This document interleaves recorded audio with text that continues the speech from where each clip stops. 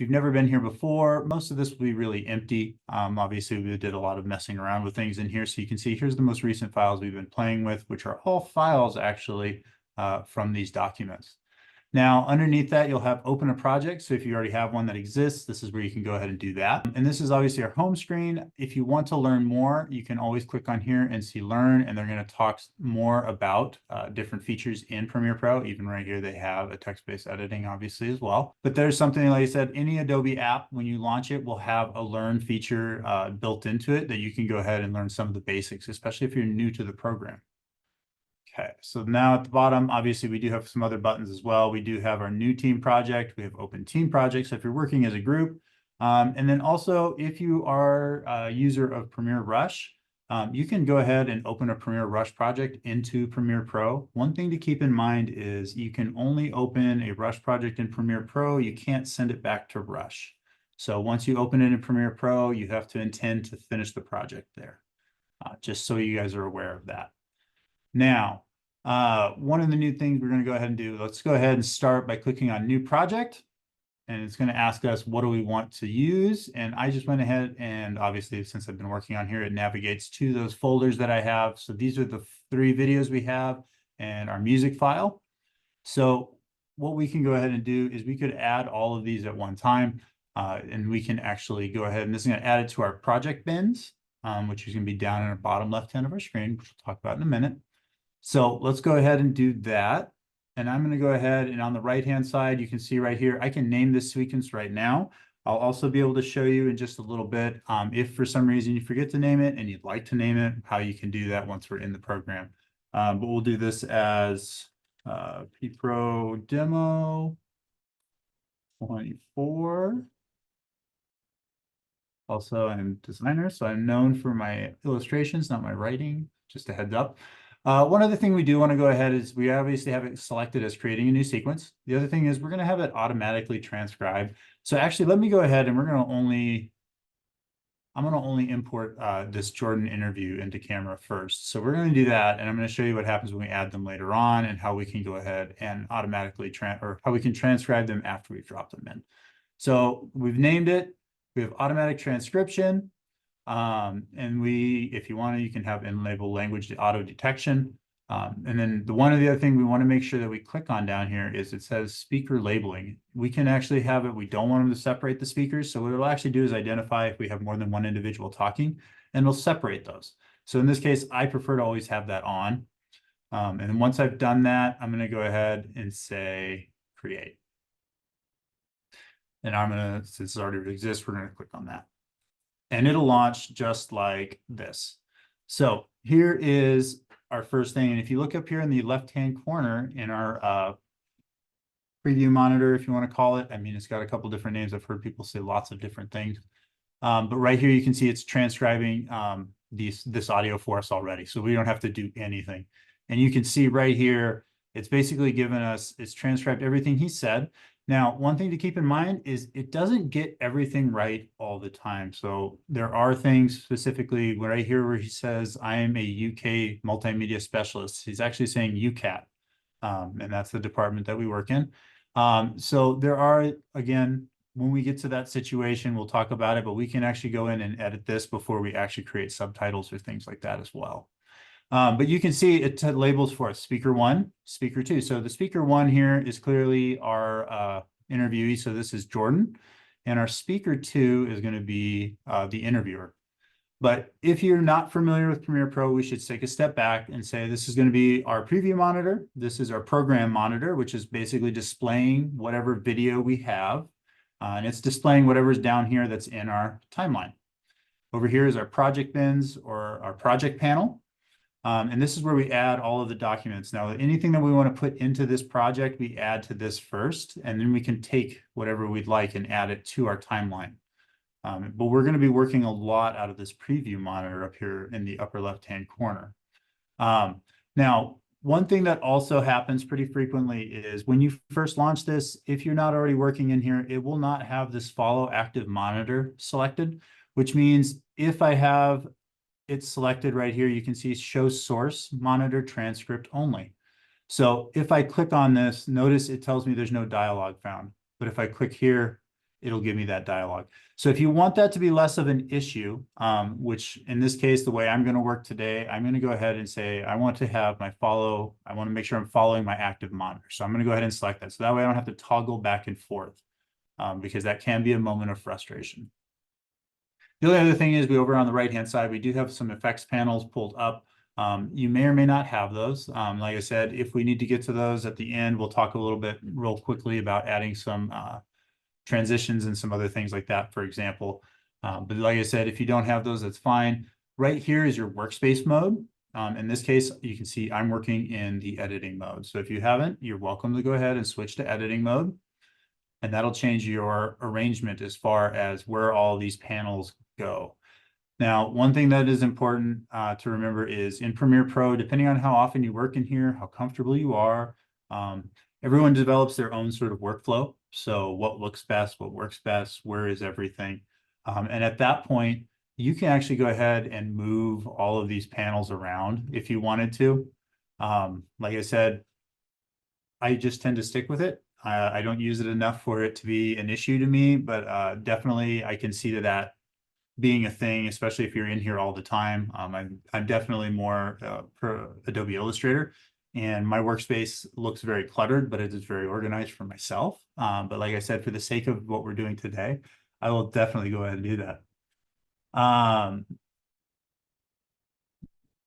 Also, let me talk to you towards the end about that. But real quick, so we can go ahead and let's get started here. And like I said, as far as text-based editing, one of the great things is if we bring in all of our documents like this, it automatically transcribes. We already have everything. Well, first thing we want to do is we want to be able to identify who it is. So what we can go ahead and do is you can see up here, we have this, we know who they are, but it tells us speaker 1, speaker 2. So sometimes it's a lot easier if we go ahead and we actually rename who those speakers are. So to do that, I'm going to go to my actual Jordan interview into camera. So I'm not actually using my source or my, my sequence right here. I want to double click on this and it's going to load it into my preview monitor. And up here at the top, you could be able to click on these and you should have text. If you don't, you could go up here to window and you can scroll down and find the text box.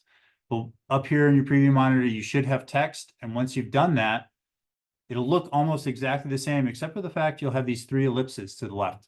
And if I click on these now, it's going to go ahead and ask, do I want to go ahead and edit my speaker names? And I can say, yeah. And so at this point, I could put in speaker 1 is Jordan, and my second speaker is going to be the interviewer. Go ahead and save.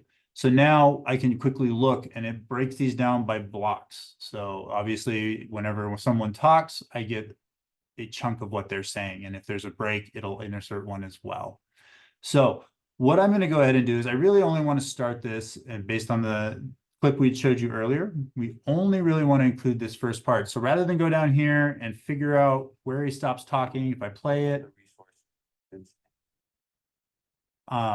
I don't want that. So what I'm going to go ahead and do is, also, I should point this out too. You can see down here this little bar at the bottom that slides left and right. This pans across our timeline. And if I drag it inwards, it zooms in. If I drag out, it zooms out.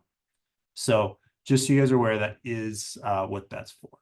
But what I'm going to go ahead and do is rather than play through here and actually take my razor tool and cut this into pieces and then delete the parts I don't want, what I'm actually just going to go ahead and do is I'm going to say, I just want this very beginning part where he says, my name is Jordan Chin. I mean, in the UK, it's a UCAT multimedia specialist. Part of my job is to manage digital makerspaces on the university campus. So what I'm going to go ahead and do is I'm just going to click and drag over everything else and press delete. And all it's going to do is it's going to delete all of that first, everything but that first part. My name is Jordan Chin. I'm a UCAT multimedia specialist. Part of my job is to manage the digital makerspaces on the University of Arizona campus. So that's how we added our first part. What I'm going to go ahead and do now is we want to bring over some other files. So if you haven't, or if you didn't, you're welcome to go ahead. Like I'm going to do right now is I'm going to drag them in. I'm going to drag in the remaining ones. And what happens is because they weren't part of the original sequence, they didn't transcribe. So if I go over here and we're going to take Olivia's interview, And I'm going to do the same thing I did just a minute ago. I'm going to go ahead. It's hard to hear the video in Premiere. Unfortunately, I don't know. I can bring it up a little bit. We'll see if it works. Zoom is really finicky about audio in here. So maybe one of those things you do, you're going to notice more so when you're working on it yourselves, but I'll up the volume a little bit and see if it'll work still. Let me know if this is better. Let me try it one more time. Oh, and you're back. My name is Jordan Chin. I'm a UCAT multimedia. Is that better? Okay, awesome. Cool. It's good to know that we can't be that low on the volume. Okay, so what I was doing earlier is I went ahead and I brought these over. So I'm going to go ahead and we're going to do the same thing. We're going to transcribe them. So I'm going to double click on Olivia's interview, bring it into my preview. I'm going to go back to text and it's going to say transcribe source. I'm going to click transcribe. And these are the same options we saw on that first interview. Let's see, once we've done this, we can say we want it to be in English and we want to separate our speakers. We're going to go ahead and click transcribe.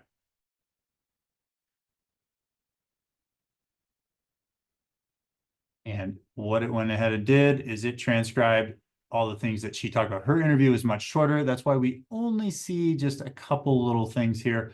And what we're going to do this time, rather than add this whole video to our timeline, like we normally, well, not necessarily normally would, but a lot of people, especially starting out, will, we're going to simply go ahead and I'm going to select, I want this part where she introduces herself as well. And then right here, I'm going to go ahead and click on insert.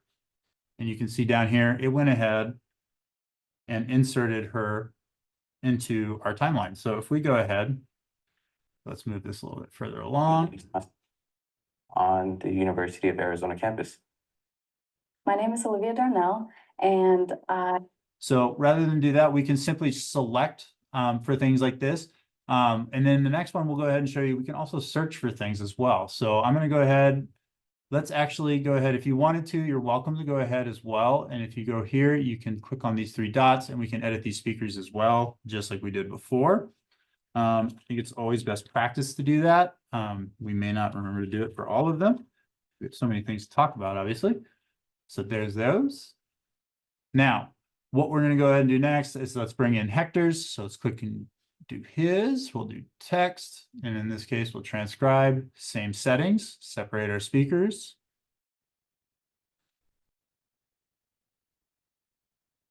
And right away, let's just go ahead before I forget again. We're going to go and click on edit speaker names. We'll put Hector and interviewer. Save. So the other thing is, if we have a very long interview, I think a better example might be actually Jordan's. So if we go to Jordan's, let's go ahead and take a look. We could talk about, maybe we want to see every instance he says makerspace. And it'll go ahead and highlight for us every instance in which he talks about it. So if we want to find something, rather than having to pan through a video, listen to it, we can simply go up here and search for those selections. And we can find very quickly any instance in which that is mentioned. So we can take those bits and pieces if we need to, or if we need to refer back to something. So, because that used to be a thing of mine that would be very frustrating, is having to take a long interview and then try to remember something that they brought up at various times throughout it. And then, you know, short of taking notes while it was happening, it was sort of me just listening to it over and over again, trying to find it. So that's a great feature, is being able to go ahead and search for things. One other thing that's pretty cool, and I'm not actually in the Premiere Pro beta, we're running in regular Premiere Pro. If you are working in the beta feature, they do have a new feature in here as well, right here under filters, where right now we could seek out anywhere there's a pause. But in beta, they'll have one where they have filler words. So anywhere that someone says or something like that, it'll identify. And you can simply go ahead and right away just delete all of the instances in which someone uses that. So that'll help get rid of a lot of little bits and pieces that would be a little bit more time consuming to do manually. But I just wanted to point out that search feature as far as being able to use those. So let's go ahead. We're going to go back to text. I'm going to get rid of that. Let's go back to Hector. So let me get to the end of this. Let's go to his text. We're simply going to go ahead and select, insert, and that'll add his little interview as well. Now, once we've done that, obviously all we're doing now is sort of creating a collection of little things as far as working our way along. So we can simply go back and keep going through the interviews, finding the bits and parts that we want to continue to add. So I'm going to go ahead. Let's see, we want to stop. Where are we at? This isn't going to be exactly the same as that clip we made before, but it'll be something similar. This is community. Let's see. This bit from him. We'll go back to Olivia. We'll do one more clip from her real quick.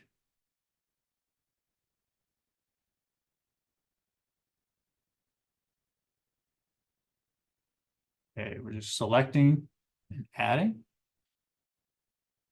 Last one.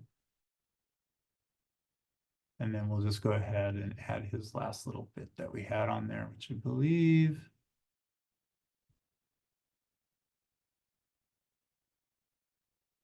We'll just add this. All right.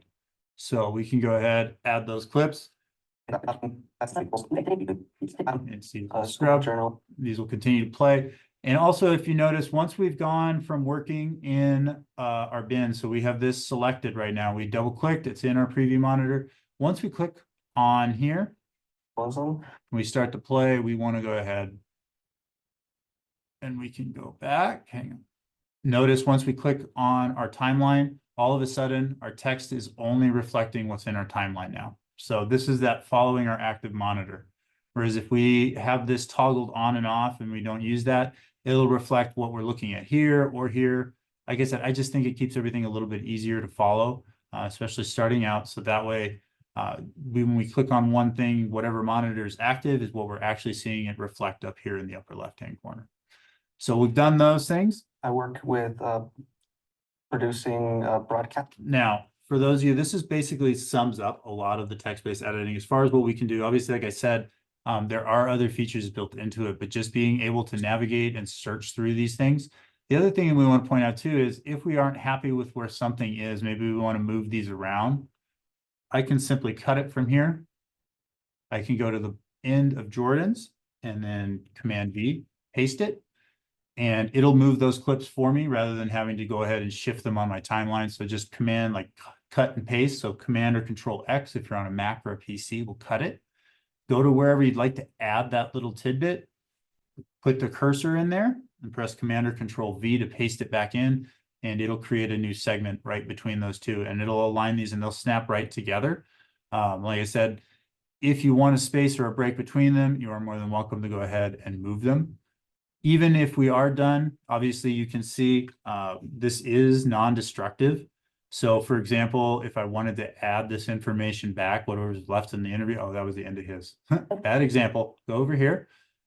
There's more to what she had said. If I click here on the end, I can drag this back out to complete the remainder of that we had cut out at the very end. And you can see it's added down here. So if we undo that, you can see we took out that whole sentence that was there before. So it's a lot like using any sort of word processor as far as how you edit inside of Premiere Pro now. Obviously, there's still little features and little things you can do within there. One of the big things we have shown, and I think it's still a pretty cool feature, if you haven't used it before, we're going to go ahead and I'm going to drag in this audio. I'm going to drag it to my audio track down here, just below. And once we've done that, for example, you can see this audio track is much longer than the actual interview. So let's go ahead. I'm going to move these over just a little bit so we get a little break towards the beginning. If I click on this audio, there's another feature in here. If we go down here to, it's our ripple edit tool. If we drag down here to the remix tool, if you haven't used this before, what it's going to do is it's going to analyze this audio file that we have. And I'm going to click at the end like I would if I wanted to shorten a track or any other clip. And it's going to look at that audio track and it works great for instrumental and things like that for sure. I haven't messed with it too much as far as vocal. And what it'll do is you can see right here, all these little lines is where it looped a bunch of the music to create basically an indistinguishable carry, as far as like you can make a long song longer, or you can actually make it shorter using this tool. So if it's a part of something and it doesn't have a nice fade out like you wanted, rather than having to manually make one, you could use this edit tool to actually go ahead and sort of shorten up that track for you. And that way you can actually use a song, maybe it didn't fit very well, you couldn't find a way. This is a new way to do that. So if you haven't done that, that's a great way. Now, as far as the sound is what we have here, we're going to click on that. You can go down here, and depending, because we probably want this to play all the way through, they do have a feature here, if you've ever used it before, which is called ducking. And what it'll do is whenever it hears the sound of a speaker talking, it will drop the audio levels at that point. But for the sake of what we're doing, like I said, it wouldn't work well here because there's lots of little breaks where music will come back and then in and out real loud. So obviously just going ahead and dropping the audio levels. A lot of this stuff, so I like all the experience that I'm able to gather from like just the editing and then being in. So you can have it play in the background real lightly, but you can see obviously it'll continue to play. But if it's too long, we can continue to remix it. But there's that fade that we wanted. So we could click on this and see, maybe we can get it to be a little bit shorter. Now, the thing is, you do have to accommodate for the fact that because of the way it needs to loop the sound and the music, whatever it may be, lyrics, etc., you have to account for, I think it's between 3 and 5 seconds shorter or longer, simply because of how it has to do that action. Sometimes it works perfectly. In this case, we're going to have a little bit of extra playing as well. So let me flip these around, because I think this is actually X at the end. There we go. So we did the remix tool. We've done that. I mean, as far as anything else we wanted to show was really if we wanted to have crossfades, or if we wanted to have, in this case, we don't need a crossfade because we only have one audio track. But if we wanted to go ahead and create a transition through there, if you don't have it open up here on your right-hand side, which is our effects panel, you can simply go up here to Window and go down and find the effects panel. When it opens, if you'd like, you can do, for example, a cross dissolve, which is to create a nice little fade between two videos. So, except you have to spell it right. So if we just go right there to cross dissolve, it's going to pop up just like this. And to use a cross dissolve, for example, like maybe at the end of this picture or this last clip we have, if I click and drag, I can add it to the end, just so we can see what I did. There it is. What'll happen is as I do it, My personal opinion. I'll get a nice little fade out. If it's too long or not long enough, I can click on that dissolve and I can either drag it to make it shorter or drag it to make it longer, depending on what I need. And you can add this to several things if you wanted to. Like I said, you could add it between each one. It's really up to you. Let's see. The other thing you can do is if you double click on it or right click on it, you can say set as default transition. So if I wanted to add it to everything all at once, and I'm only bringing this up because everybody that responded earlier seemed like they were very proficient in here. If I wanted to add it to all of my clips here, I could select them all at once. So once I've gone ahead and right clicked and selected it, set it as default, if I press Command or Control D, it'll automatically apply that to all those clips. So every clip will now have that. So anything that's selected will be applied.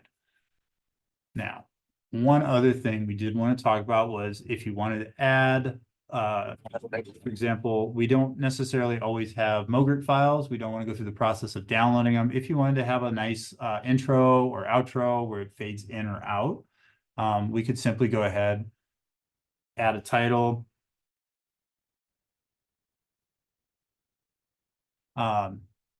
And we can actually just go ahead, and if we look in our timeline right here, you can see here is the duration of this. So depending on how long it plays, I can do the same thing, click on it, and I could add my cross dissolves, or I could add Command D, whatever, either one will do the same thing. And this will give us a nice little fade in and out. So same thing if you're using like lower thirds, like you're introducing a speaker, for example, or something like that. That's a very easy way to create a nice little transition, sort of as far as like titles that go in and out. And if I copy this, so for example, Command C, I could go to the beginning over here and I could paste it in. Notice it copies those cross dissolves. And if I want to use the same thing, I want the same duration, I want the same effects, I could simply go in here now and put this in.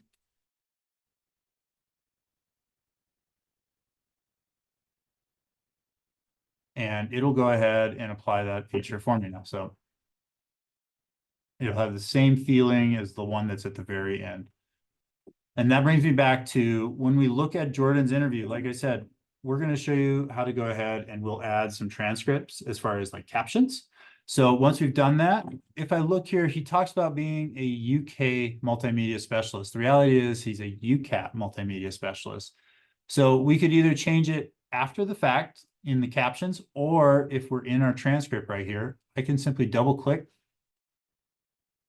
and it'll go ahead and change it here. So when I do my captions, it's going to go ahead and reference this file and it'll actually get the correct wording. And like I said, this isn't the only instance in which it happens. It is pretty accurate, but depending on the speaker, sometimes you do have to do a little bit more deep dive into it and see maybe somewhere where perhaps that transcription isn't exactly correct. What I'm going to go ahead and do though, is I'm going to go zoom out here really quickly and just show you real fast how to add this. Once I'm done, I could simply click and drag over these. And up here in my transcript, since it's reflecting obviously my active monitor, right here, I could go to captions. And then right here, I could say, create my captions from my transcript and go ahead and click on that. And you could set however you want them to be. In this case, we have them as a subtitle default. And then you can choose your preferences. There's a lot of other ones as well. So depending on how you'd like to set it up, you can. In this case, I'm not going to mess with it for the sake of showing, and we're simply going to go ahead and click create captions. And right here, this track that's at the very top, all these orange bars are instances in which multimedia specialists. it's created our captions for it. So when we export this, this will be embedded in our video as well. So rather than having to do that through YouTube or something else, you can simply go ahead and do that right here in Premiere Pro if you haven't done it before. Which at that point brings me to our last section, which is basically going to be going ahead and saving this. So if you haven't done it before, you're always going to want to make sure when you save this, you save a copy that you can edit. So you'd simply go to File, Save As. And when you do that, you can title this as whatever you'd like. In this case, interview. And right here, you'll notice if I click on this, I don't have any other file formats. I only have a PR Pro file, PR Pro J.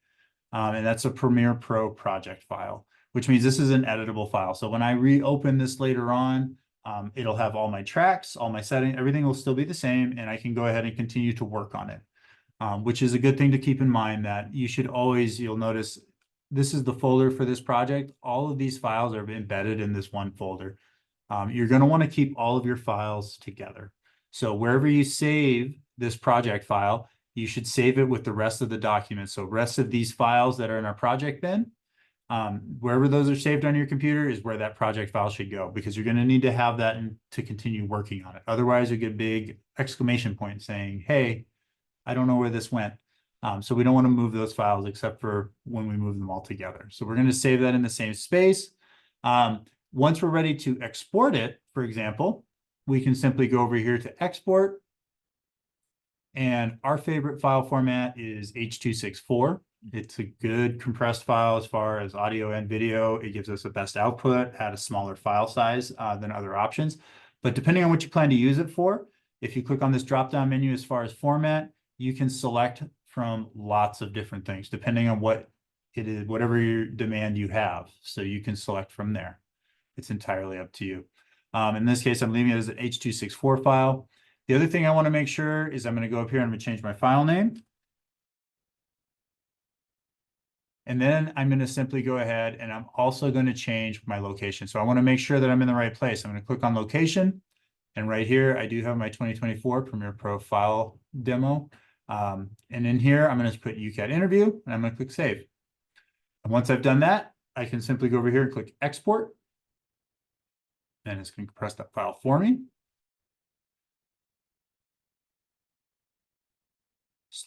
Sometimes it'll be slower than others.